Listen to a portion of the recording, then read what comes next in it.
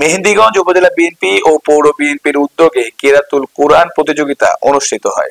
উপজেলা মাল্টিপারপাস কমপ্লেক্সে 17টি ইউনিয়ন থেকে মাদ্রাসার ছাত্রদের মাঝে কোরআন প্রতিযোগিতা অনুষ্ঠিত হয়। মেহেন্দিগঞ্জ থেকে মোহাম্মদ স্বপন হাওলাদারের প্রতিবেদন।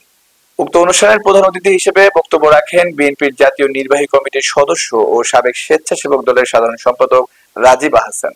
আরো বক্তব্য রাখেন বিএনপির মেহেন্দিগঞ্জ উপজেলার শাখার আহ্বায়ক গিয়াস উদ্দিন দীপেন, মেহেন্দিগঞ্জ ইমাম সমিতির সভাপতি মাওলানা মোহাম্মদ মনসুর আহমেদ, হাজী কল্যাণ ফাউন্ডেশনের সভাপতি হাজী মোহাম্মদ সেকান্দার আলী মাস্টার। উত্তরবাজার জামে মসজিদের পেশ ইমাম হাফেজ মাওলানা মোহাম্মদ আব্দুল্লাহ বক্তব্য শেষে কোরআন তিলাওয়াত প্রতিযোগীদের মাঝে বাইসাইকেল সহ বিভিন্ন সামগ্রী বিতরণ করেন রাজীব আহসান। এ সময় বিভিন্ন ইউনিয়ন থেকে আগত মসজিদের ইমাম, মুয়াজ্জিন ও হাজী সাহেবরা উপস্থিত ছিলেন।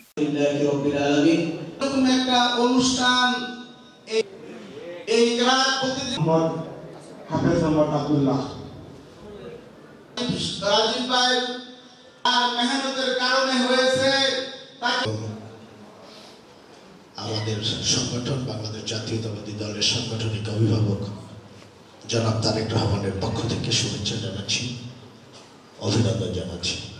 মানুষের সবচেয়ে দুর্বলতম জায়গা থেকে হলো মানুষ যখন জেলখানায় থাকে। আমরা সারাদিন অনেক সময় দীর্ঘ সময় রাতের বেলা এই পবিত্র কোরআন আমরা শুনতাম। এই কনসেপ্টটা আমাদের মধ্যে ক্রিয়েট করেছেন। আপনারা অনেকে জানেন যে